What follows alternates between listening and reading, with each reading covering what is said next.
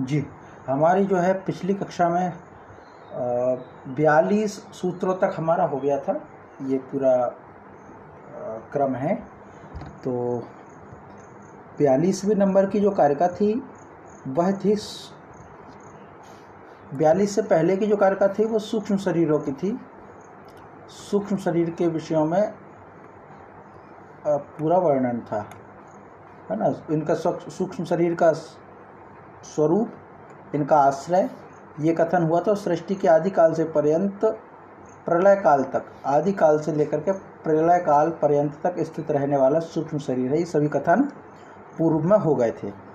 एक शरीर से दूसरे शरीर में पंच तन्मात्राओं का आश्रय लेकर के भावों के अधिष्ठित बुद्धि के नियंत्रण में संसरण करने वाला बताया गया था सूक्ष्म शरीर को। अब 42वें में उसकी प्रयोजन बताया था कि प्रयोजन क्या है। तो प्रयोजन स्वरूप जो बताया गया था वो प्रयोजन है 42वीं कारिका में कि पुरुषार्थ हेतुकम इदम निमित्त नैमित्तिक प्रसंगेन प्रकृतेर विभुत्व योगाद नटवत व्यवतिष्ठते लिंगम। तो इसमें क्या था कि पुरुषार्थ हेतुकम माने ये सूक्ष्म शरीर है, वह पुरुष के भोग और अपवर्ग का रूप, यानी प्रयोजन क्या है इनका, भोग, पुरुष का भोग हो और अपवर्ग हो। अपवर्ग माने मोक्ष, भोग माने प्रकृति को भोगना, अपवर्ग माने मोक्ष। तो पुरुष का दो महत्व होता है, एक तो भोगता है पूरी सृष्टि को और वो मोक्ष देने का काम करता है। तो प्रकृति का जो भोग एक विषय, दूसरा अपवर्ग हेतु, इन दो प्रयोजन के लिए यह साधक, प्रयोजक का साधक लिंग शरीर, धर्म अधर्म इत्यादि के कारण स्थूल शरीर धारण करने वाला रूप संबंध के साथ प्रकृति की वैत्व शक्ति योग से अभिनेता के समान विविध रूपों को करता हुआ है। जैसे इसके पूरे हमने बताया था पूरा कि किस प्रकार से था कि जैसे कोई अभिनेता है, इसका पूरा यहाँ पे स्ट्रक्चर था कि जैसे कोई अभिनेता है, वह अपना अभिनय कर रहा है। तो अभिनय करने का क्या उद्देश्य है उसका, तो 3 स्तर पे उसका पूरा वर्णन था, किस प्रकार का अभिनय वह करता था। तो इसमें यह है अभिनेता के समान, नटवत, नट माने अभिनेता। तो इसमें पूरा है कि जैसे कोई अभिनेता है, अपना कार्य करता है डायरेक्टर के अंतर्गत। डायरेक्टर अपना इसको डायरेक्शन देगा, आदेश करेगा, उस आदेश के एक कोई आधार विशेष कोई कारण होगा, वस्तु कथा वस्तु। तो कथा वस्तु का आदेश होगा, कथा वस्तु के आधार पर फिर उसका एक पात्र होगा, उस पात्र का ये वेश धारण करता है। क्यों? क्योंकि सहृदय के काव्यानंद की प्राप्ति कराना, सहृदय के काव्यानंद की प्राप्ति कराना। तो ये पूरा हो गया। माने इनका क्या था, कारण क्या है, कार्य क्या है, उद्देश्य क्या है। ठीक। तो वैसे ही लिंग शरीर है। लिंग शरीर क्या है? लिंग शरीर है प्रकृति की विभुत्व शक्ति द्वारा इसका जो है डायरेक्शन होता है, आदेश होता है, शक्ति होती है किसकी? प्रकृति की। माने इसको मूल प्रकृति कह सकते हैं। प्रकृति की विभुत्व शक्ति है। प्रकृति की विभुत्व शक्ति इसका निर्देशन करती है, इसको शक्ति प्रदान करती है। और इसकी कथा वस्तु क्या होता है, तो बोले जैसा धर्म किया वैसा अधर्म किया, वैसा ही स्थूल शरीर। जैसी कथा वस्तु है वैसा पात्र, तो जैसा धर्म अधर्म है इसका वैसा ही स्थूल शरीर। तो कारण और ये कार्य होगा स्थूल शरीर। क्यों किया ये? तो बोले पुरुष का उपभोग और अपवर्ग, पुरुष का उपभोग और अपवर्ग इसके 2 कारण हैं, 2 उद्देश्य हैं, प्रयोजन हैं। इसके बाद अंत में क्या होता है? अंत में जो होता है निष्कर्ष, वह होता है व्यवतिष्ठते, माने ये सभी व्यवहार करता है किसके समान? तो नटवत, नाटक के समान, नाटक करने वाला जो हीरो है उसके समान सूक्ष्म शरीर पूरा ये कार्य करता है, अभिनेता के समान सूक्ष्म शरीर कार्य करता है। जहाँ यहाँ पर डायरेक्टर होता है वहीं यहाँ पर प्रकृति की शक्ति होती है। यहाँ जैसे निमित्त है यानी कथा वस्तु, वहाँ यहाँ पर धर्म अधर्म है। यहाँ नैमित्तिक कार्य हैं पात्र के अनुसार, वैसे स्थूल शरीर है। और यहाँ उद्देश्य है सहृदय के काव्यानंद की प्राप्ति करना, यहाँ पर पुरुष का भोग एवं अपवर्ग, ये सब व्यवहार करना। तो ये जो सांख्यकारिका में जो अपनी चल रहा था 42 नंबर की कारिका, उसको हमने यहाँ पर किया। अब आगे जो है अगली कारिका की ओर हम बढ़ते हैं। अगली कारिका में तो अगली कारिका है 43वीं। तो 43वीं कारिका में क्या है, अभी हमने व्यवहार जाना है, अब आगे देखते हैं क्या है कि जिन निमित्त और नैमित्तिक कार्य एवं कारण की चर्चा पूर्व की कारिका में की गई है, माने दो, कारण प्लस कार्य, कारण प्लस कार्य, दो की चर्चा यहाँ पर हुई है। अब आगे क्या है, भेद और आश्रय आदि का कथन करने के लिए अग्रिम कारिका। भेद और आश्रय, भेद क्या है और आश्रय क्या है। तो इसमें क्या कहा गया है कि सांसिद्धिकाश्च भावाः प्राकृतिकाः वैकृतिकाश्च धर्माद्याः द्रष्टाः करणाश्रयिणः कार्याश्रयिणश्च कललाद्याः कार्याश्रणश्च श्रणेश्च कललाद्याः। तो अब इसमें क्या है कि संसिद्धिका प्राकृतिकाः च वैत्रिकाः वैकृताः। सांसिद्धिका माने जो जन्मजात है, सांसिद्धिका, सांसिद्धिका, सांसिद्धिका माने सहज जो है, जन्मजात है।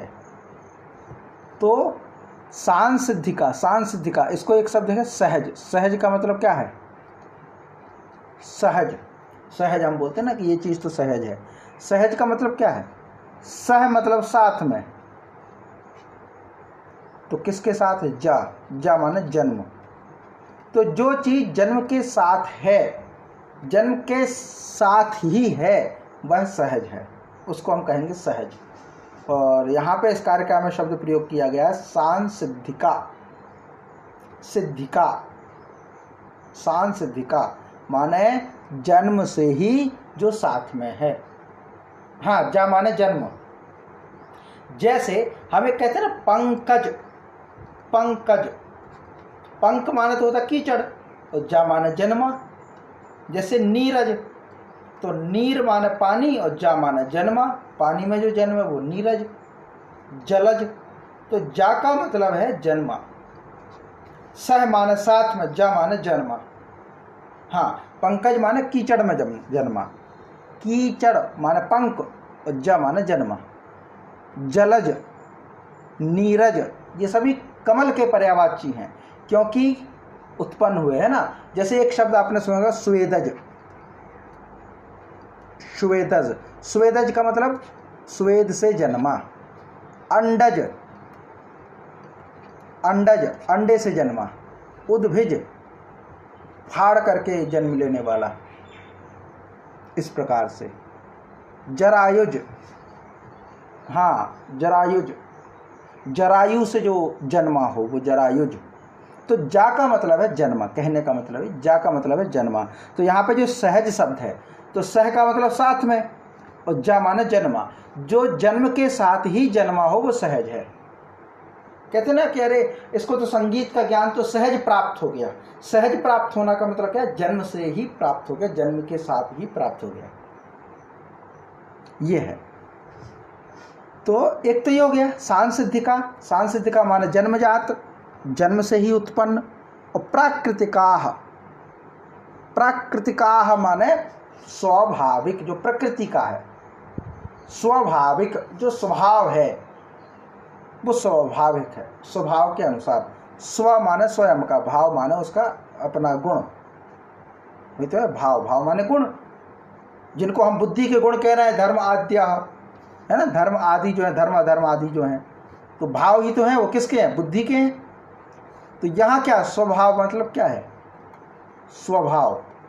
गीता जी में बहुत ज़्यादा इसका शब्द का वर्णन आया, स्वभाव, स्वभाव जह, एक शब्द वहाँ गीता जी में है, स्वभाव से जन्मा, स्वभाव जह। वर्ण की व्यवस्था का वर्णन जब किया गया है, वर्ण व्यवस्था भगवत गीता में 18वें अध्याय में, तो वहाँ पे शब्द आया स्वभाव जह, माने स्वभाव से जन्मा। तो स्वभाव मतलब स्वयं का भाव, स्वयं के गुण, ये स्वभाव है, उसको हमने प्राकृतिक कह दिया। प्राकृतिकाह जैसे हम कहते हैं ना जल का स्वभाव शीतल है, तो जल का स्वभाव परभाव नहीं है, ध्यान रखिएगा, परभाव अलग है ना, पर माने दूसरे का भाव। अब जल अगर गर्म है तो हम इसका स्वभाव नहीं कहेंगे, ये परभाव है, स्वयं का भाव नहीं है, ये स्वयं के गुण नहीं है। जल का स्वयं का गुण क्या है? शीतलता, तो वो उसका स्वभाव, अपना भाव है, दूसरे का नहीं है, वो होता स्वभाव। ठीक है, तो माने प्राकृतिक है, माने स्वाभाविक है। पानी अगर हमें मिल जाए ठंडा तो हम कहेंगे प्राकृतिक पानी है, झरने का पानी प्राकृतिक पानी है, कुएं का पानी प्राकृतिक पानी है। और अगर हम लोटा भर के गर्म पानी दे दें आपको, कहें कि लीजिए प्राकृतिक पानी, तो प्राकृतिक नहीं है, वो अप्राकृतिक है, उसको विकृत कर दिया। तो प्राकृतिक माना स्वाभाविक, जिसका जैसा स्वभाव उसके वैसे गुण। ठीक, और कोई विशेषता अगर जन्म से प्राप्त हो, ये ध्यान रखिए, जिसके जैसे गुण है, अपने गुण, वो प्राकृतिक है। और जो जन्म से उत्पन्न है वो विशेष हो गया। जो कोई बुद्धि जन्म से आ जाती किसी में, जन्म से, जैसे अभिमन्यु है, अभिमन्यु जो है वो जन्म से ही चक्रव्यूह भेदन सीखे, ये शुरुआत है। अभी पुंसवन संस्कार का बड़ा महत्व चल रहा है। पुंसवन संस्कार अखिल विश्व गायत्री परिवार द्वारा आओ गढ़ें संस्कारवान पीढ़ी, इसके अंतर्गत बहुत सारी माताओं का जिनकी गर्भावस्था होती है उनका पुंसवन संस्कार कराते हैं, उनको कुछ औषधियाँ सुंघाते हैं, उनको कुछ एक विशेष दिनचर्या सिखाते हैं ताकि बच्चों में संस्कार आएँ। तो जन्म से वो चीज़ प्राप्त होगी, तो जन्मजात होगी। कोई विशेषता, कोई बच्चा जन्म से ही बुद्धिमान है बहुत ज़्यादा, कोई जन्म से ही जो है बहुत ज़्यादा संगीत की ओर रुचि है उसकी, तो वो शान सिद्धि का होगा, मानव जन्म हुआ उसका, उसी से उत्पन्न है। प्राकृतिका मतलब जो प्रकृति ही है उसकी, प्रकृति ही वैसी है तो प्राकृतिक होगा, जिसमें ज़्यादा आश्चर्य नहीं है, स्वाभाविक है ये। तो अब कहते हैं स्वाभाविक चीज़ों में ज़्यादा आश्चर्य नहीं होता, स्वाभाविक चीज़ें ज़्यादा आश्चर्य नहीं होता। जैसे कोई गाय 4 पैर से चलती है, 4 पैर वाली गाय हो, ये स्वाभाविक है। और 6 पैर वाली मिल जाए तो विशेष है, ऐसा तो स्वाभाविक हो गया। इसके बाद आगे व्यकृताः मतलब विकृति, यानी अस्वाभाविक, यानी नैमित्तिक, अस्वाभाविक, जिसका स्वभाव ना हो, उसके विपरीत, स्वभाव के विपरीत। तो जन्मजात, स्वाभाविक, अस्वाभाविक, धर्म अधर्म आदि का भाव बुद्धि के आश्रय रहते हैं, ये कहा गया। ये सूक्ष्म है, माने ये क्या, धर्म अधर्म का भाव बता रहा है। तो किसी में धर्म अधर्म जन्मजात होता है, किसी में धर्म अधर्म स्वाभाविक रहता है, किसी में धर्म अधर्म का भाव नैसर्गिक, मतलब ये क्या कहते हैं, नैसर्गिक अस्वाभाविक रहता है, यानी विकृत रहता है। ये सभी, और ये सभी भाव कैसे हैं, बुद्धि के आश्रित रहते हैं। तो सांसिद्धिकाः प्राकृतिकाः व्यकृताः धर्माद्याः भावाः कर्णाश्रयिणा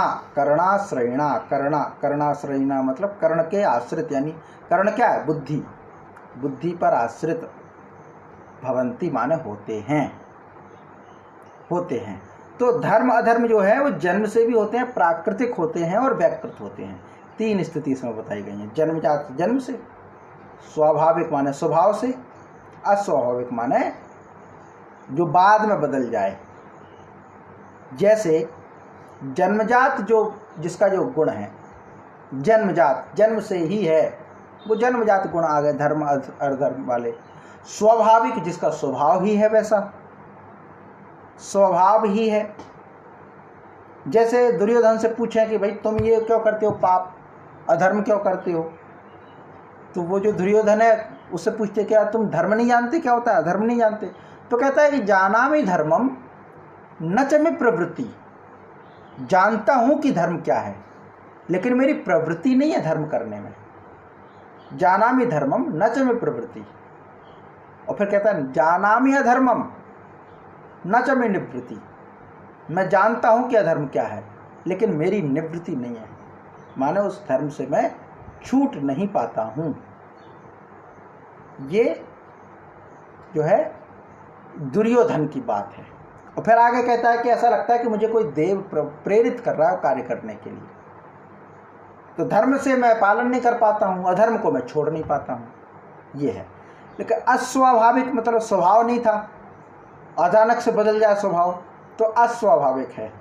जैसे रत्नाकर डाकू का प्रसंग आता है, कहते हैं कि वो डाकू था और बाद में फिर वाल्मीकि बन गया, तो स्वभाव नहीं था, डाकू का स्वभाव नहीं था क्या कि वो भक्ति करे, भजन करे, राम कथा लिखे, लेकिन उसका स्वभाव बदला तो ये अस्वाभाविक कार्य हो गया, अस्वाभाविक धर्म हो गया, ऐसे। और आगे शब्द आए करल आदि भाव स्थूल शरीर रूप कार्य के आश्रित देखे गए हैं। कलल आदि, कलल मतलब माता का रज और पिता का वीर्य, इन दोनों को मिलकर के जो बनता है उसको कलल कहते हैं। कलल आद्याह, कलल आद्याह, आदि जो भाव हैं वो कैसे होते हैं? स्थूल शरीर रूप कार्य के, माने उनका जो कार्य क्या होता है? स्थूल शरीर, स्थूल शरीर रूप कार्य के आश्रित देखे गए, माने इनका प्रभाव क्या है? स्थूल शरीर के रूप में। और ये कहाँ रहते हैं? बुद्धि पर आश्रित रहते हैं। माने धर्म अधर्म जो है जन्मजात है, स्वाभाविक है, स्वाभाविक है, ये बुद्धि के आश्रित रहते हैं। और कलल आदि जो हैं वो स्थूल शरीर के आश्रित देखे गए हैं। भाई वीर जो है, रज जो है, वो किसका प्रतीक है? सूक्ष्म शरीर का तो नहीं है, क्योंकि इन दोनों के मिश्रण से स्थूल शरीर प्रक्रिया शुरू होती है। तो कलल आदि जो निर्माण होता है वह स्थूल शरीर के लिए है। और जन्मजात, स्वाभाविक, अस्वाभाविक, तीनों प्रकार के जो धर्म अधर्म हैं, धर्म अधर्म गुण जो हैं 8 प्रकार के, वो सब 3 तरह के बताए गए हैं। कुछ जन्मजात हैं, कुछ स्वाभाविक हैं, कुछ अस्वाभाविक हैं। ये सभी स्थूल, ये सभी जो है बुद्धि के आश्रित हैं। और कलल आदि जो हैं वो सूक्ष्म स्थूल शरीर के लिए हैं। माने ये सभी बुद्धि पर आश्रित रहने वाले, यानी सूक्ष्म शरीर पर आश्रित रहने वाले हैं, क्योंकि बुद्धि विषय है सूक्ष्म का और स्थूल शरीर है कलल आदि, ये सब है। अब इसको आगे और पढ़ते हैं व्याख्या में कि लिंग शरीर यानी सूक्ष्म शरीर जिन भावों पर अधिभाषित होकर लोक लोकांतर में विभिन्न योनियों में आदि काल से प्रलय काल पर्यंत तक संसरण करता है, गति करता है, वे भाव प्रथमतः 2 प्रकार के होते। जो भाव हैं वो कितने प्रकार के थे? 2 प्रकार के। सांसिद्धिक जन्म यानी जन्मजात एवं सहज, सहज है ना, उसी को सहज कह देते हैं। असांसिद्धिक बाह्य उपाय या अनुष्ठान आदि द्वारा संपादित। तो कहते हैं कि इसमें जो सांसिद्धिक होते हैं वो 2 प्रकार के होते हैं, जो जन्म से ही रहते हैं और जो जन्म के कुछ समय बाद स्वतः प्राकृतिक स्वरूप उद्भुत हो जाते हैं। तो सांसिद्धिक 2 प्रकार के बताए गए इसमें। जो जन्म से ही प्राप्त हो जाएं, जन्म लेते ही प्राप्त हो जाएं, वो जन्मजात हो गए। और जो जन्म के कुछ समय बाद अपने आप प्राकृतिक रूप से प्राप्त हो जाएं, जिसको सिखाने वाला कोई दूसरा ना हो। जैसे प्रहलाद है, प्रहलाद की बुद्धि कैसी है?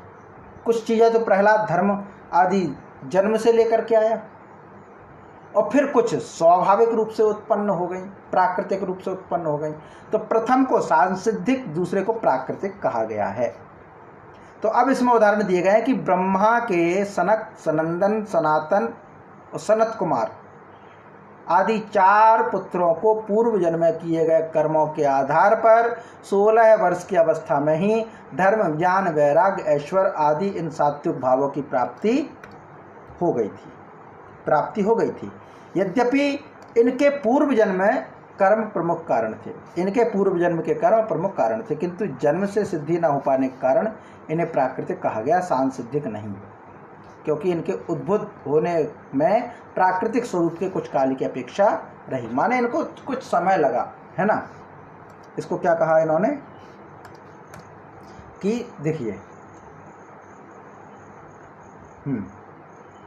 ब्रह्मा के जो पुत्र हैं, सनक, सनंदन, सनातन आदि 4 पुत्र जो हैं, एक और सनत कुमार, पूर्व जन्म में कर्म किए, उसका परिणाम क्या मिला कि 16 वर्ष की अवस्था में, जन्म से नहीं, ध्यान रखिए ये क्या कहा कि 16 वर्ष की अवस्था में, जन्म से नहीं, धर्म, ज्ञान, वैराग्य, ऐश्वर्य इन सात्विक भावों की प्राप्ति हो गई थी। कब? 16 वर्ष की अवस्था में। 16 वर्ष ध्यान रखना, 16 वर्ष की अवस्था में।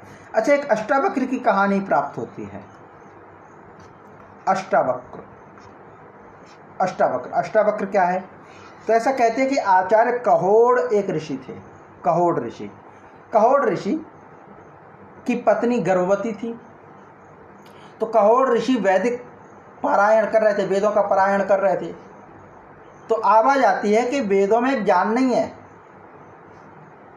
तो वो यहाँ वहाँ देखते हैं, फिर करने लगते, फिर आवाज आती है कि वेदों में ज्ञान नहीं है। तो कहोड़ ऋषि यहाँ वहाँ देखते, पता चलता है कि उनकी पत्नी के गर्भ से आवाज आ रही है। तो वो सुनते हैं, बोले क्या बोला? बोले वेदों में ज्ञान नहीं है। बोले मैं कैसे मान लूँ? बोले आप बताइए कि चंद्रमा कहाँ है? गर्भ से आवाज आ रही है, बाहर नहीं। बोले चंद्रमा कहाँ है? तो बोले वो रहा चंद्रमा। तो गर्भ से फिर आवाज आती है, बोले पर आपकी उंगली तो चंद्रमा नहीं है ना, आपकी उंगली तो चंद्रमा की ओर इशारा है, आपकी उंगली तो चंद्रमा की ओर इशारा है, पर आपकी उंगली चंद्रमा नहीं है। वैसे ही वेद ज्ञान की ओर इशारा है, वेद ज्ञान नहीं है। ये कहने वाले थे। बाद में जब पता चला कि अरे उनको खुद की गलती का एहसास हुआ और मन में अहंकार तो था ही कि एक बच्चा जिसका जन्म ना हुआ, अभी जन्म तो हुआ नहीं है, और मुझे ज्ञान दे रहा है, मुझे ज्ञान दे रहा है कि कहाँ ईश्वर है, कहाँ ब्रह्म है, कहाँ ज्ञान है, कहाँ नहीं है, ये मुझे सिखा रहा है। तो वो कहते हैं कि अच्छा इतना ज़्यादा है, जब तुम पेट में हो, गर्भ में हो, तब इतनी बातें कर रहे हो, जब बाहर आ जाओगे तब क्या होगा? तो वो गर्भ में ही रहते हुए उसको श्राप देते हैं कि जा, तो 8 जगह से टेढ़ा होगा, उसको श्राप दे देते हैं। और श्राप जब मिलते हैं तो 8 जगह से टेढ़े का श्राप मिलता है। जैसे जन्म होता है तो वो जो बच्चा होता है वो 8 जगह से टेढ़ा होता है। 8 जगह से टेढ़े का मतलब, 8 का मतलब अष्टांग योग। 8 जगह से टेढ़ा मतलब तू अष्टांग योग को प्राप्त ना हो पाए। तब उसने कहा, बोले ठीक है, धरती के टेढ़ी हो जाने से, आंगन का टेढ़ा हो जाने से आसमान टेढ़ा नहीं हुआ करता। ये बात भी बोली कि आंगन टेढ़ा हो जाएगा तो आकाश टेढ़ा नहीं होगा, नदी टेढ़ी हो जाने से पानी टेढ़ा नहीं होगा, शरीर टेढ़ा हो जाने से बुद्धि टेढ़ी नहीं होगी, ये बोला था। तो ये जो थे, बाद में जन्म हुआ तो इनका नाम पड़ा अष्टावक्र। वक्र माने टेढ़ापन, अष्ट माने 8 प्रकार का, 8 जगह से जो टेढ़े हों वो अष्टावक्र हैं। बहुत ज्ञान था उनको। तो ये जो ज्ञान था वो कहाँ से था? जन्म से था। तो जो जन्म से ही हो, जन्म के साथ में जो प्राप्त हो वो जन्मजात सांसिद्धिक, ठीक। और जो जन्मजात प्राप्त ना हो, जन्म तो सामान्य था, लेकिन किसी विशेष प्रक्रिया में स्वतः ही वो ज्ञान प्राप्त हो जाए, कुछ समय पश्चात, वो समय कोई सा भी हो, प्राप्त हो जाए स्वतः ही, जिसको कोई दूसरा प्राप्त कराने वाला नहीं है, दूसरे का कोई हाथ नहीं है, स्वयं से ही जो प्राप्त हो जाए वो होता है दूसरी अवस्था का, जिसको हम प्राकृतिक कहते हैं। तो 2 बातें स्पष्ट हो गई, 2 बातें यहाँ पे स्पष्ट हो गई, एक अष्टावक्र की और ये की। अब असांसिद्धिक कहते, तो असांसिद्धिक का मतलब क्या है? तो इनके अतिरिक्त वैकृतिक भावों को नैमित्तिक या असांसिद्धिक भाव भी कहा जाता है, असांसिद्धिक भाव भी कहा जाता है। तो असांसिद्धिक भाव मतलब जो प्राकृतिक नहीं है, जो जन्म से सिद्ध नहीं होते, किंतु बाह्य उपाय निमित्त यानी अनुष्ठान आदि के द्वारा उत्पन्न होते हैं, या कोई विशेष प्रयास करके उत्पन्न होते हों। जैसे वाल्मीकि इत्यादि महर्षियों में धर्म ज्ञान भाव कहाँ से प्राप्त हुए? तो आचार्य की कृपा से, मार्गदर्शन से, बाद में तपस्या आदि उपायों से उत्पन्न हुए। अतः इन्हें व्याकृताः पद से विविहित किया। माने प्रकृति ने तो उनको संत नहीं बनाया था, प्रकृति ने उनको संत नहीं बनाया था, पर उनको कहीं ना कहीं वो आचार्य मिले, बाहर की परिस्थितियां मिली, और बाहर की परिस्थितियों ने उनको संत बना दिया। नारद मुनि पहुंचे थे और वाल्मीकि बना दिया रत्नाकर से। एक था अशोक, राजा अशोक, बहुत युद्ध लड़े, क्षत्रिय था, लेकिन जब उसका कलिंग युद्ध में मार काट हुई तो वो फिर जो है वैरागी हो गया, संत बन गया। तो बाह्य उपाय के कारण बने हैं ये, बाह्य निमित्त उपाय या अनुष्ठान के कारण जो भाव उत्पन्न होते हैं वो असांसिद्धिक हैं, जो जन्मजात नहीं है, वैकृत हैं, नैमित्तिक हैं इत्यादि। ठीक है। तो प्रथम प्रकार के सांसिद्धिक जो जन्म से ही सिद्ध होते हैं, उनके उदाहरण के रूप में महर्षि कपिल को उद्धृत किया जा सकता है, क्योंकि उनके विषय में कहा जाता है कि आदि विद्वान महामुनि पूज्यपात कपिल सृष्टि के आरंभ में ही धर्म ज्ञान वैराग्य ऐश्वर्य से संपन्न होकर उत्पन्न हुए थे। कपिल मुनि का है सांख्य दर्शन है कपिल मुनि का, है ना। तो ये कहा गया कि जन्म से ही थे। तो अब तीनों हो गए। एक उदाहरण हमने देखा वाल्मीकि का जो कि आसान सिद्धिक प्राप्ति थी इनको। दूसरा उदाहरण देखा, इससे भी पहले हमने एक और उदाहरण देखा किनका, ब्रह्मा जी के चार पुत्र, ठीक। और अंत में एक उदाहरण देख लिया हमने कपिल मुनि का, तो ये 3 उदाहरण देख लिए। तीनों उदाहरण हमारे लिए सांसिद्धिक, असांसिद्धिक और प्राकृतिक तीनों देखने को प्राप्त हो गए, ठीक है। ये पूरा हो गया। अब आगे है, अब कलिल के विषय में क्या कहा जाता है। तो इसके विपरीत जो कलिल आदि भाव हैं वह कार्य अर्थात स्थूल शरीर पर आश्रित होते। कलिल जो है वो कार्य रूप में स्थित होते, जो इनसे भिन्न है। कला आद्या में प्रयुक्त है। आदि पद से बुद्ध मांसपेशी करंड अंग प्रत्यंग आदि का कथन किया गया है। माने ये सभी, जैसे मान लीजिए इसकी व्याख्या की गई कि रजस और वीर्य के मिश्रण को कलल कहते हैं और उसका वर्तुलाकार होना ही बुद्रुद है। बुद्रुद है ना, रा लगा है ये इस प्रकार से, या बुद्ध है। थोड़ा देखने में स्पष्ट जूम करते हैं।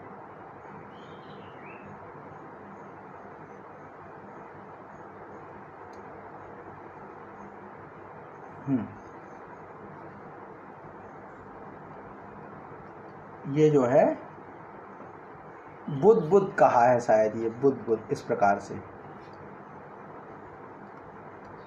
इसी में नीचे ऐसा करके ये बुद्ध 2 दा है ना, बुद्ध सॉरी, दा के नीचे बा है, बुद्ध इस प्रकार से। तो इसको मतलब क्या है, जो वर्तुलाकार होना, वर्तुलाकार या कुछ और शब्द हो सकता है। जब जो कलल है उसका वर्तुलाकार होना, वर्तुल आकार का होना, माने बच्चे के शेप में जब आना, तो वह क्या है, बुद्ध है। उसका घनापन होना, मांस के रूप में होना, तो मांस के रूप में होना वो क्या कहलाता है,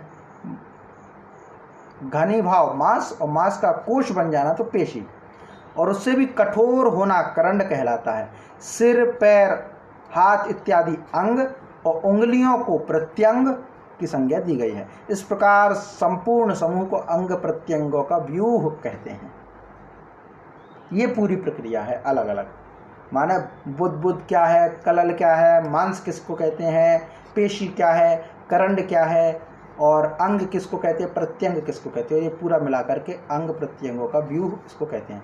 और ये तो गर्भ के अंदर की प्रक्रिया है पूरी। और गर्भ के बाहर जब आता है शिशु, तो क्या होता है, स्थूल शरीर की बाल्य, कौमार्य, यौवन, वार्धक्य 4 अवस्था होती हैं। तो बाल्य माने बालपन, कौमार्य माने युवापन, थोड़ा युवापन, यौवन माने वयस्कता जिसको हम कहते हैं, वार्धक्य माने वृद्धपन, ऐसा।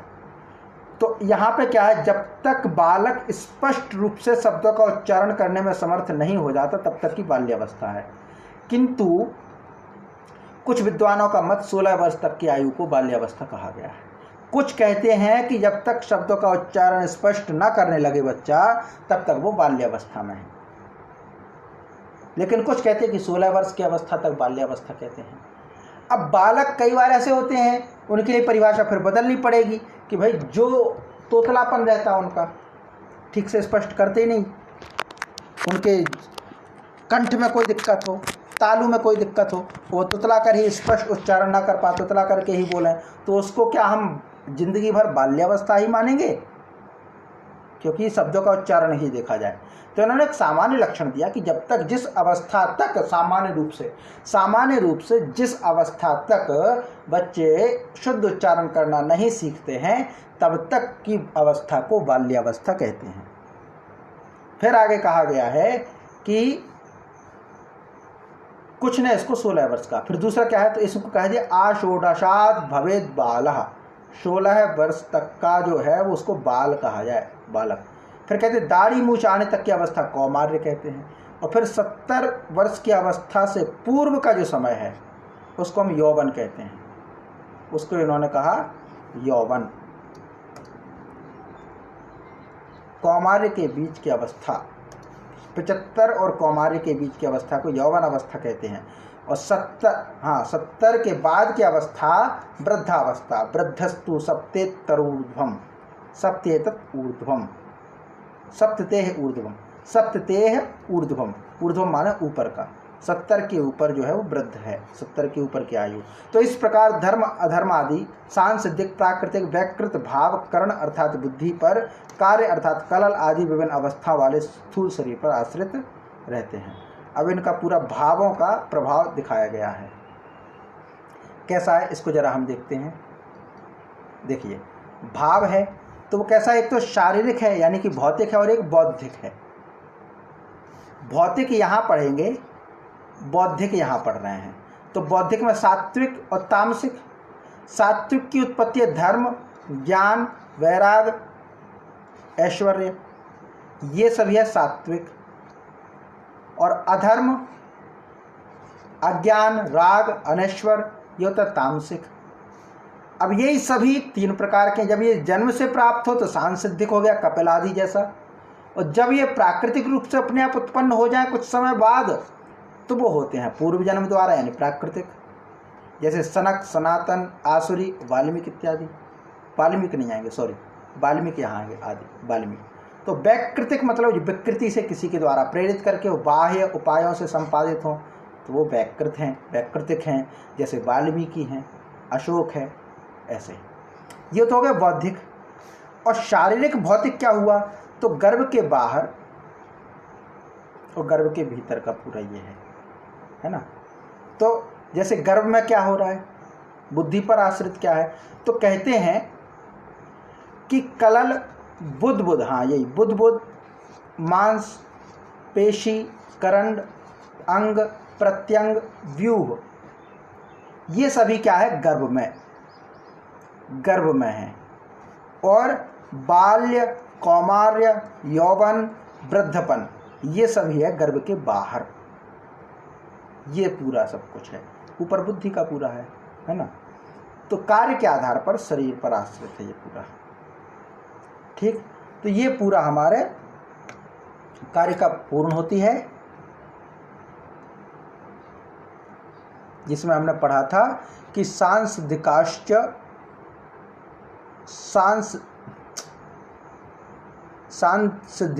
भावाः प्राकृतिकाः वैकृतिकाश्च धर्माद्याः द्रष्टाः करणाश्रयणः कार्याश्रयणश्च कललाद्या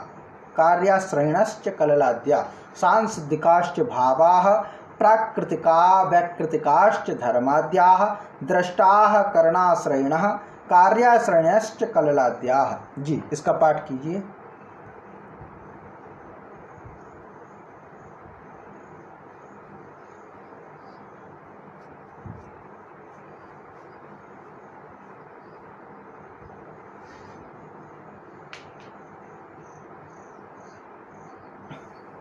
जी ठीक है। तो यहाँ पे जो करणाश्रयणा माने कर्ण माने बुद्धि पर आश्रित हैं ये सभी ऊपर के, और कललाद्याः जो है वो कार्याश्रयणा साधन। बुद्धि एक कर्ण है ना, इंद्रिय है बुद्धि, इसलिए साधन। तो साधन पर जो आश्रित है वो करणाश्रयणा, और कार्य उस साधन से जो कार्य संपादित हो या कार्य रूप में जो हो, जैसे स्थूल शरीर है उसको कार्य कहते हैं, और बुद्धि कारण मानी जाती है, तो इसलिए वो करणाश्रयणा हो गया एक, और एक हो गया ये कार्य आश्रयणा जो कार्य के रूप में आश्रित हो, यानी स्थूल शरीर कार्य है और उस पर आश्रित कललाद्या है। ये सभी 43वीं हो गई। अब 44वीं कार्य का हम देखते हैं।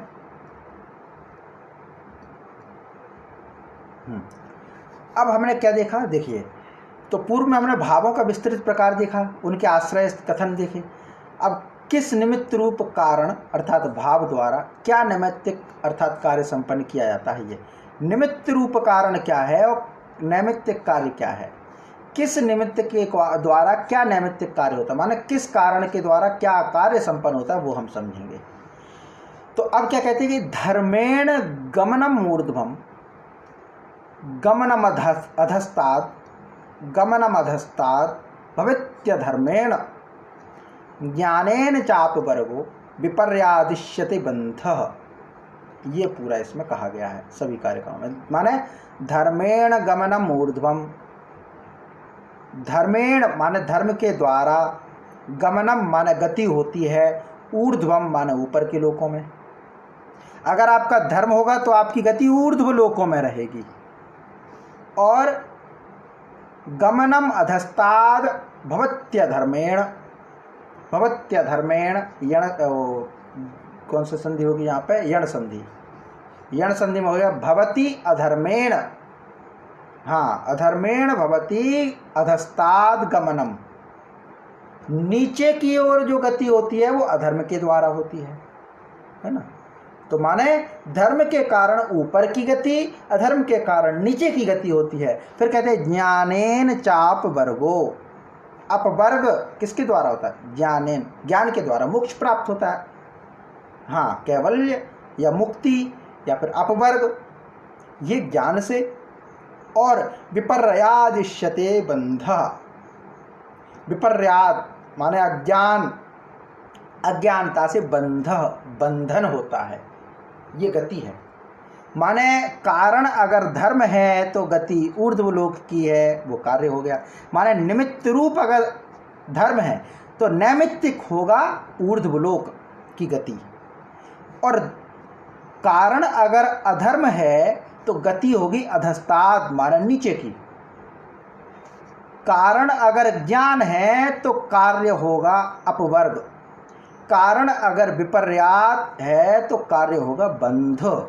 ये पूरा हो गया, ये पूरा भाव है इसमें, इसके अलावा और कुछ नहीं। माने ये गति समझाई गई है कारण और कार्य की, नैमित्तिक और निमित्त की, नैमित्तिक और निमित्त, निमित्त कारण है, नैमित्तिक उसका कार्य है।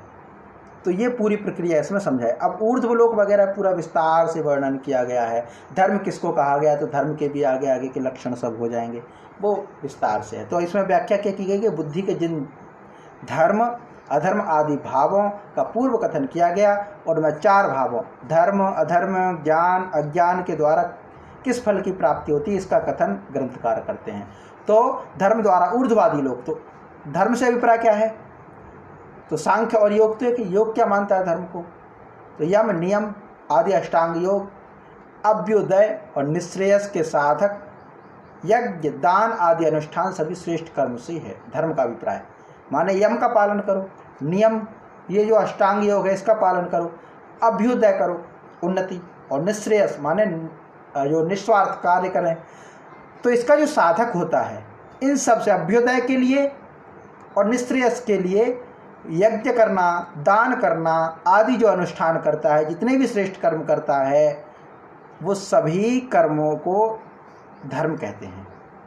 इस प्रकार कर्मों को व्यक्ति बुद्धि में स्थित धर्म नामक भाव से करता है, उसे क्रमशः ऊर्ध्वलोकों की गति प्राप्त होती है। ऊर्ध्वलोक कौन कौन से हैं, अधोलोक कौन कौन से हैं, तो ऊर्ध्वलोक में जो कहा गया है वह है भूः भुवः स्वः महा जनः तपः सत्यम। ये भू श्रेष्ठ माने गए हैं। उत्तरोत्तर 7 लोक हैं, 7 लोक हैं ऊर्ध्वलोक। तो सबसे पहले श्रेष्ठ माना गया भू, उसके बाद श्रेष्ठ है भुवः, उससे भी ज़्यादा है स्वः, उससे भी ज़्यादा है महा, फिर जनः, फिर तपः और फिर सत्यम माने सत्यलोक ब्रह्मलोक, ये सबसे ज़्यादा श्रेष्ठ है, उत्तरोत्तर श्रेष्ठ माने गए हैं। अतः ये सभी ऊर्ध्वलोक हैं, है ना, ऊर्ध्वलोक है। भूः भुवः स्वः महा जनः तपः सत्यम। फिर आगे है, आगे क्या इनके बारे में कहा गया है कि आगे कहा गया है कि लोकों की व्याख्या में क्या है, ब्राह्म प्राजापत्य ऐन्द्र गांधर्व याक्ष पैत्र आदि का उल्लेख किया गया है इन लोकों की व्याख्या में। तो धर्म के प्रभाव के कारण व्यक्ति क्रमशः उत्तरोत्तर श्रेष्ठ लोकों में गमन करता है, जहाँ क्रमशः अधिक सुख और आनंद की अनुभूति होती है। इसको कारिकाकार ने धर्मेण ऊर्ध्व गमनम कहा है।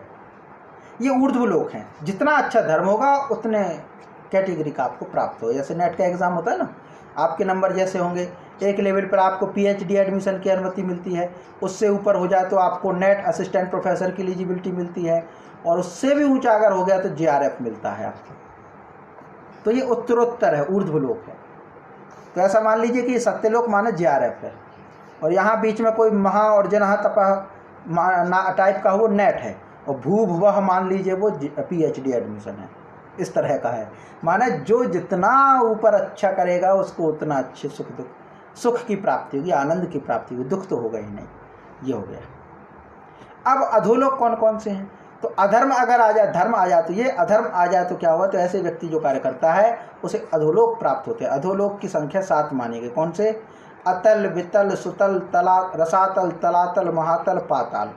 ये नीचे की तरफ है, नीचे की तरफ। अतल, वितल, सुतल, रसातल, तलातल, महातल और पाताल, ये भी उत्तरोत्तर हैं, लेकिन ये श्रेष्ठ नहीं है, उतने ही निकृष्ट हैं।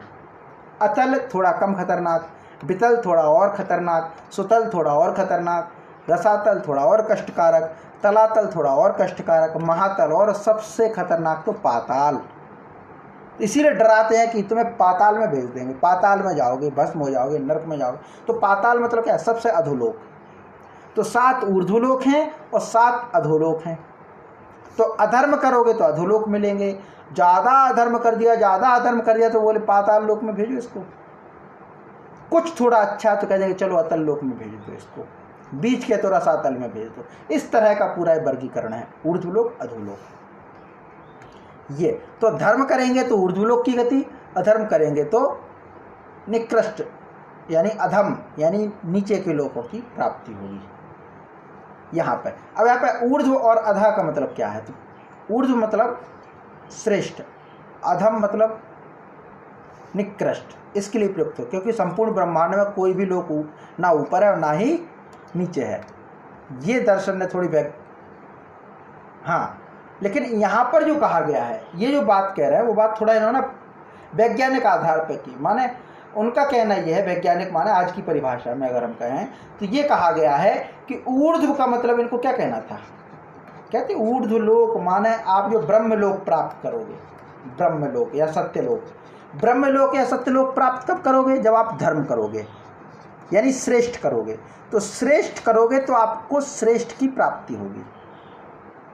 और अगर आप अधः है, अधः माने निकृष्ट, निकृष्ट जो श्रेष्ठ ना हो, निम्नतर हो, निकृष्ट हो, तो उसको क्या? पाताल की प्राप्ति होगी।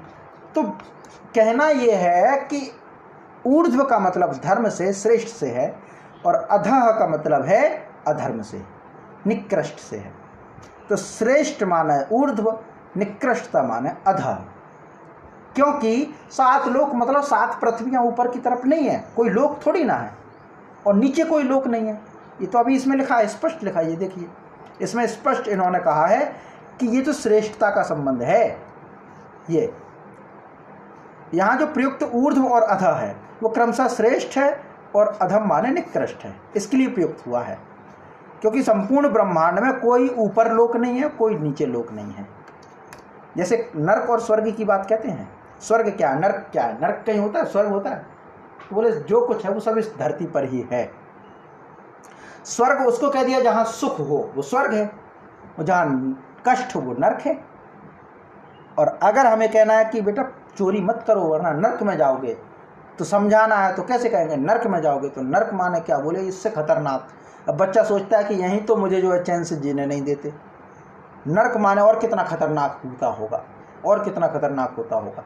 यहीं तो बड़े कष्ट हैं, पढ़ने जाना है, तो फिर वो अच्छा काम करता है कि भैया यहाँ जी लो जैसे भी है ज़िंदगी, इससे गलत काम नहीं करना वरना नरक में जाना पड़ेगा। तो यहाँ इतना कष्ट है तो नरक में तो और बड़ा कष्ट होगा। फिर नरक की पूरी प्रक्रिया दे दी कि वो तेल में तलेंगे और जो है वहाँ पे बड़ा कष्ट होगा, और पकौड़े के जैसे तले जाएंगे, आपने ये कर्म किया है, ये पाप कर दिया, इस तरह से भोगना पड़ेगा, और ये इस तरीके से अग्नि में जलाएंगे, उसमें से निकलना पड़ेगा। ये पूरी कथाएँ बनाई गई हैं। क्यों? क्योंकि समाज को सत्कर्म के लिए प्रेरित किया जाए, सत्कर्म के लिए प्रेरित किया जाए, इसीलिए ये सब कथाएं बनाई गई हैं। हम गर्म देश में रहते हैं तो हमारे लिए नरक की कल्पना है कि आपको आग की भट्टी में झोंका जाएगा, और जहाँ बर्फ गिरती तो वहाँ कहती कि आपको बर्फ में दफना दिया जाएगा, बिल्कुल ठंडी बर्फ में पटक दिया जाएगा और जलते रहो, आप उसी बर्फ में दब जाओ, सिकुड़ करके मर जाओ। क्यों? क्योंकि वहाँ अगर कहते कि आग की भट्टी में तपाया जाता बर्फ वाले इलाके में, तो वो तो सुकून महसूस करते, वो नरक नहीं मानते। वो तो कहते बहुत अच्छा है, बर्फ में ठंडा आने से तो अच्छा है कि गर्म भट्टी में जाएंगे, कितना अच्छा रहेगा। और यहाँ कह दो जो गर्मी से तप रहे हैं कि तुम्हें बर्फ की सिल्लियों में रख के दबाया जाएगा नरक में, तो ये तो अच्छा है, बोले नरक ही जाना चाहिए, स्वर्ग मत जाओ फिर, क्योंकि इतनी गर्मी से तो हम परेशान हैं, आग से तो परेशान हैं, तो बर्फ़ की सिल्लियों में बैठेंगे, अच्छा है। नहीं, जो बर्फ़ वाले क्षेत्र हैं वहाँ का जो नरक है वो बर्फ़ वाला बताया गया है, और जो गर्म इलाके हैं वहाँ पर जो नरक है वो तेल की कढ़ाई वाला है, आग की भट्टी वाला है। मतलब क्या है, मूल कारण क्या है?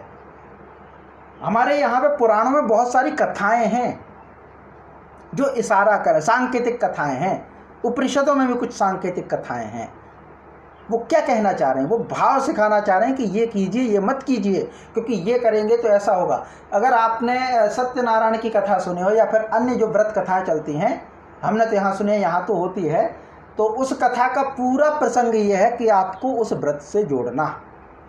वो कोई एक उदाहरण होंगे, कोई आपने व्रत किया, एक लकड़हारा था, बोले उसने मेरा व्रत किया तो उसको सुख की प्राप्ति हो गई, उसको अच्छी अच्छी संतानें प्राप्त हो गई, और उसको जो है अच्छे धन दौलत मिल गई, सोने का ये मिल गया, वो सुखपूर्वक जीने लगा। क्यों? क्योंकि उसने मेरे व्रत कथा कही, व्रत रखा और कथा सुनी, और ये कथा का हिस्सा है। और फिर जिसने कथा नहीं सुनी तो एक को कहा कि तुम ये व्रत करो, और उसने व्रत करने से मना कर दिया, तो उसका जवान बेटा मर गया। मतलब क्या? अब कोई चाहेगा कि मेरा बेटा मरे? नहीं चाहेगा। जन समाज तो ऐसी समझती है, नहीं मरे, हर कोई यही चाहेगा कि हमारा बेटा क्यों मरे। तो कहा अच्छा फिर ठीक है, भगवान की भक्ति करो, फिर भगवान की भक्ति करो। और जिसका गलती से प्राकृतिक कारण से मर गया तो फिर वो ये कहेंगे अरे तुमने भक्ति नहीं करी थी भगवान की, इसलिए भक्ति करो। इसलिए समाज में इतनी आस्तिकता है हमारे डीएनए में। तो निकृष्टता श्रेष्ठता का पूरा यही कारण है, निकृष्टता और श्रेष्ठता का यही पूरा कारण है। तो ये ऊर्ध्वलोक अधोलोक का कुछ वो नहीं है, ऊर्ध्वलोक अधोलोक श्रेष्ठ और निकृष्ट से है। फिर आगे है बुद्धि में स्थित ज्ञान रूप भाव द्वारा व्यक्ति को अपवर्ग या मोक्ष की प्राप्ति होती है। माने ज्ञान अगर है तो व्यक्त, अव्यक्त और ज्ञान, इसे भली प्रकार अलग अलग रूप में समझ पाएगा, प्रकृति को समझ पाएगा, पुरुष को समझ पाएगा, सृष्टि को समझ पाएगा, अलग अलग जान पाएगा। ये ज्ञान होगा, विवेक की ख्याति संभव होगी और मोक्ष की स्थिति बन जाएगी। तो मोक्ष की स्थिति 3 मानी गई है, 3 अवस्थाएं मोक्ष की कही गई हैं। किसको? तो बोले ज्ञान की अवस्था से मोक्ष। इसमें क्या होता है? व्यक्ति शास्त्र के अध्ययन, गुरु के उपदेश द्वारा व्यक्त, अव्यक्त और ज्ञान को भली भांति जान लेता है। ये सिर्फ जाना है गुरु के कारण।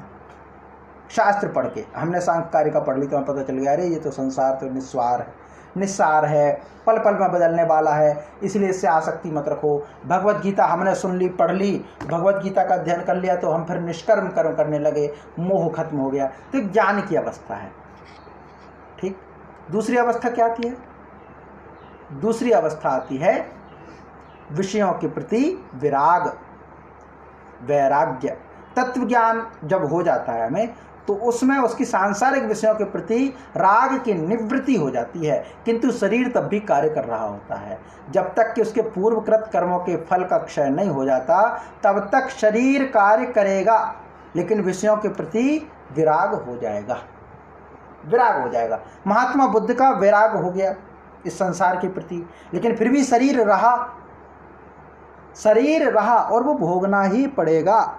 जितने जल्दी भोग लोगे उतने जल्दी आपको मोक्ष मिल जाएगा। इसलिए आप देखो जितने भी साधु संत हैं उनकी जिंदगी में कष्ट है, उनकी जिंदगी में कष्ट है।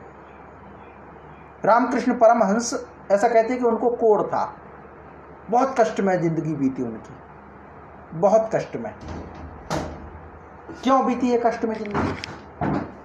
कष्ट में जिंदगी बीतने का मतलब है,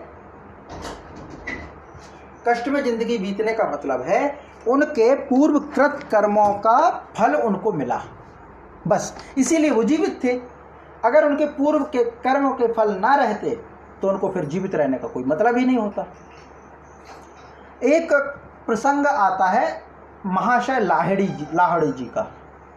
लाहिड़ी जी हुए हैं एक, तो उनका प्रसंग आता है कि वो अपने शिष्यों के साथ हिमालय की यात्रा पर निकले। तो हिमालय की यात्रा में जाते जाते ऐसे ही गुजर रहे थे, और गुजरते गुजरते उन्होंने एक शिष्य से जोर से कहा, बोले कपड़ा फाड़ कपड़ा फाड़। तो समझा नहीं क्या कह रहे गुरुजी, अरे बोले कपड़ा फाड़ कपड़ा। तो उसने कपड़ा फाड़ा, जैसे ही कपड़ा फाड़ा और कपड़ा फाड़ करके गुरुजी की तरफ बढ़ाया, इतने में एक ऊपर से लुढ़कता हुआ पत्थर आया और वो उनके सिर पर टकराया। सिर पर टकराया तो बहुत लहू लुहान हो गया पूरा शरीर।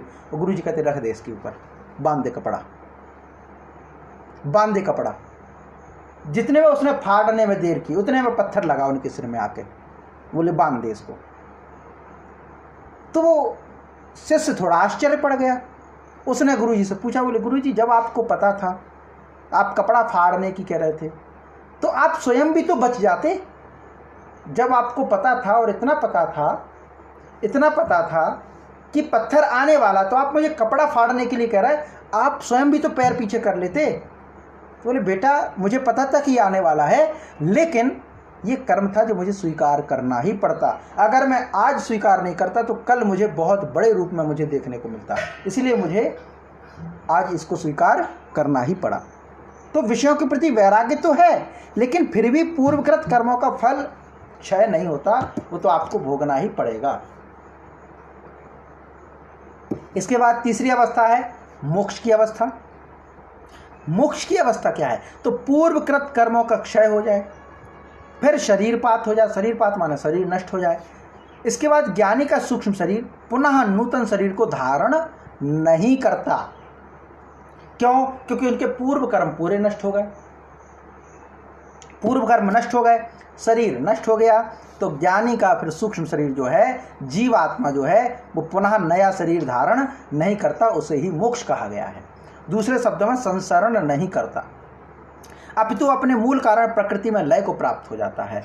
पुरुष अपने मूल विराट में मिल जाता है, यही कैवल्य है। भगवान श्री कृष्ण भी यही कहते हैं कि इन सब को त्याग करके निस्वार्थ भाव कर्म करके अंत में वो मुझको प्राप्त होते हैं। मुझको प्राप्त होते हैं। मुझको प्राप्त होना मतलब, मुझको प्राप्त होना मतलब पुरुष को प्राप्त होना, या जो विराट पुरुष है उसको प्राप्त होना, जिसने प्रकृति के साथ मिलकर के सृष्टि की थी। ये है।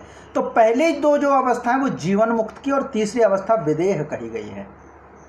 विदेह अवस्था, जीवन मुक्त। जीवन मुक्त माने जीवन से मुक्त हो जाना, जीवन से मुक्त हो जाना, ये पूरी अवस्था इसमें है। आगे आता है अज्ञान के कारण क्या होता है। ज्ञान के कारण तो मोक्ष मिल गया, अज्ञान के कारण क्या होता है। और जीवन मुक्त का मतलब यही है कि वो सिर्फ अपने, पहली दो अवस्था है वो सिर्फ अपने ज्ञान की अवस्था हो गई। तो ज्ञान की अवस्था से विषयों के प्रति वैराग्य तो नहीं है, थोड़ा थोड़ा विषयों को भोगता है, लेकिन फिर भी उसको ये प्राप्त हो गया कि जीवन से मुक्त होना है, लालच नहीं करना चाहिए। जो भगवत गीता पढ़ लेगा वो भगवत गीता पढ़ने का छोटी छोटी चीज़ों के लिए लड़ना झगड़ना बंद कर देगा, तब तो भगवत गीता पढ़ना सार्थक है। एक जगह हम गए भगवत गीता के कार्यक्रम में, क्योंकि हमें गीता जी की कक्षा शुरू करनी थी, बहुत पहले गए थे, तो गीता जी की कक्षा शुरू करनी थी, तो हम ऐसे ही चले गए प्रेरित होने के लिए कि कुछ तो मिलेगा सीखने को। वहाँ जाकर के पहुँचे तो 3 दिन तक तो बड़ी शास्त्रार्थ की चर्चा हुई, भगवत गीता के श्लोक सुनाए गए, व्याख्याएं प्रस्तुत की गई, बड़े बड़े वक्ता आए, लोगों ने सुने, अपने अनुभव कहे। हम भगवत गीता का पारायण करते हैं, भगवत गीता का पाठ करते हैं, हमारे बच्चों को पूरा 15वां अध्याय याद है, कोई कहता है हमारे बच्चों को 20वां अध्याय, अंतराक्षरी हो रही है, सब हो रहा है, इनामें बांटी गई, सब कुछ। अंत में जब जाने की बारी आई तो लोग भोजन के पैकेट लेने के लिए लड़ते झगड़ते देखे गए। और तो और मैं लाल वाला बैग लूँगा, बैग मिल रहा था क्योंकि 200 रुपये पंजीयन था, सबको एक एक बैग मिलना ही था, तो कह रहा कि नहीं मैं लाल वाला बैग लूँगा, कोई कह रहा नहीं मैं काला वाला लूँगा, कोई कह रहा हूँ पीला वाला, इसके लिए लड़ते झगड़ते देखे गए। नहीं ये मुझे चाहिए, ये मुझे चाहिए, तो क्या भगवत गीता पढ़ी? ज्ञान की अवस्था तो मिली नहीं, और ज्ञान की अवस्था नहीं मिली, विषयों को वैराग्य नहीं हो पाया, विषयों के प्रति वैराग्य नहीं आ पाया, तो फिर मोक्ष कहाँ तक पहुँचेगा? मोक्ष तो बहुत दूर है। तो पहली अवस्था है जीवन मुक्त की अवस्था, वो हान लाभ से मुक्त हो जाता है। संत ऐसा ही होता है, वो जीवन से मुक्त हो जाता है, वो सिर्फ अपने कर्मों को भोग रहा होता है, उसको इससे मतलब नहीं होता कि तुम अच्छा कह रहे हो बुरा कह रहे हो, वो समझाने में नहीं उलझता, वो अपने कर्मों को भोगता है। कोई उसको दंड दे, कोई उसको मारे, कोई उसको पीटे, वो हमेशा संत भाव से भला ही चाहता है, वो जीवन मुक्त है। क्योंकि अगर वो कर्म करना शुरू कर देगा तो तुरंत उसके फल मिलना शुरू होंगे, और फल मिलेंगे तो बंधन बन जाएगा। ये चीज़ है। अब आगे क्या है, विपर्य। विपर्य माने ज्ञान के विपरीत। ज्ञान के विपरीत होगा तो क्या होगा, भव बंधन, सांसारिक बंधन बन जाएंगे। अज्ञान भाव से सांसारिक बंधनों की प्राप्ति होती है। अज्ञान से होने वाला बंधन प्राकृतिक, वैकृतिक और दाक्षिणिक भेद से 3 प्रकार का माना गया है। जब व्यक्ति अज्ञानवश प्रकृति को ही आत्मा मान ले, उपासना करे, तो उसका सूक्ष्म शरीर प्रकृति में ही लय हो जाता है और वह हजारों वर्षों तक, सहस्त्रों वर्षों तक रहता है। यही प्राकृतिक बंधन है। प्राकृतिक बंधन माना अज्ञान से उसने प्रकृति को ही आत्मा मान लिया है, इस जगत को ही सत्य मान लिया है, तो प्रकृति में ही हजारों वर्षों तक, जब तक कि प्रकृति लीन ना हो, प्रकृति का प्रलय ना हो, तब तक उसका भी प्रलय संभव नहीं होता। प्रकृति का प्रलय होगा तो सबकी मुक्ति होगी ही, क्योंकि प्रकृति का लय हो रहा है, प्रलय हो रहा है, तो प्रकृति ही प्रलय हो जाएगी तो फिर जीव कहाँ रहेंगे, सब कर्म नष्ट हो जाएंगे और प्रकृति सबको इकट्ठा दंड भोग कर देगी, कष्ट दे देगी, सबको अपने कर्मों का दंड मिल जाएगा, फिर इकट्ठे सबको मोक्ष मिल जाएगा। इस स्थिति में ज्ञान की अवस्था मोक्ष वाली है और इस अवस्था में पूर्णतः शरीर निवृत्त नहीं होता, नूतन शरीर को धारण करने के चक्र से मुक्त नहीं होता, अतः उसका अस्तित्व बना रहता। प्रकृति की उपासना फल से प्राप्त होती है, फल प्राप्त कराती है, इसलिए ये अनंत काल तक बंधन की प्रक्रिया में चलता रहता है। ये पूरा बंधन है, ये पूरा बंधन है। आगे कहा गया पंच महाभूत, इंद्रिय, अहंकार, बुद्धि को प्राकृतिक मूल प्रकृति के विकारों को अज्ञानवश पुरुष उपासना करने लगता है तो इसको वैकृतिक बंधन कहते हैं। माना है पंच महाभूतों को मान ले, इंद्रियों को मान ले, अहंकार को मान ले, बुद्धि को मान ले, प्रकृति को मान ले तो प्राकृतिक बंधन, और विकृति, ये सब विकृति है ना, विकृति को मान ले तो वैकृतिक बंधन हो जाते हैं। इंद्रियों को पुरुष मान करके आगे बढ़े तो क्या होगा, तो ऐसी उपासना करने वाले मनवंतरों में इंद्रियों के लीन रहते हैं, भौतिक पदार्थों को ही पुरुष मान करके उपासना करते, इस तरह से नष्ट हो जाते हैं। तो ये बंधनों की प्रक्रिया है पूरी, किस तरह के बंधन पूरे रहते हैं। अब ये पूरा यहाँ पे आता है हमारा भावों के फल, जो हमारे भाव हैं उनके फल, इसको थोड़ा हम पढ़ते हैं, फिर ये पूरा समाप्त हम करते हैं। हाँ, धर्म ऊर्ध्वलोक यानी भू भुवा स्वाहा महाजना तपः सत्यम, ये सभी। अधर्म अधोलोक, कौन कौन से, अतल, वितल, सुतल, रसातल, तलातल, महातल, पाताल। ठीक। फिर मोक्ष, तो मोक्ष माने ज्ञान की अवस्था, विषयों के प्रति विराग और मोक्ष की अवस्था, ज्ञान की अवस्था, विषयों के प्रति वैराग और मोक्ष की अवस्था। अब बंधन, तो बंधन अज्ञान से आता, अज्ञान से बंधन जब आता तो प्राकृतिक बंधन, वैकृतिक बंधन और दाक्षिणिक बंधन, 3 प्रकार के बंधन यहाँ पे लग जाते हैं। तो धर्म, अधर्म, ज्ञान, अज्ञान, ये भावों के फल हैं। धर्म का, अधर्म का, ज्ञान का, अज्ञान का, ये भाव के फल हैं और इन भावों से ये गति प्राप्त होती है, ये सभी प्राप्ति के हैं। ठीक है, ये हमारा पूरा विषय होता है। अब इसका हम पाठ करते हैं, फिर आगे का जो सत्र है अगली उसमें करेंगे।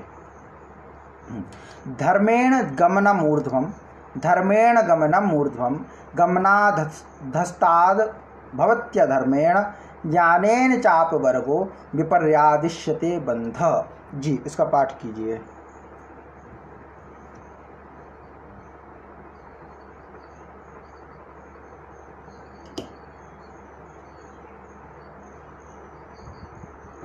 जी ठीक है, तो आज की कक्षा हम यहीं पर समाप्त करते हैं। शेष अगली जो है कार्य का 45वें नंबर की, वो हम कल से शुरू करेंगे। जी नमस्ते।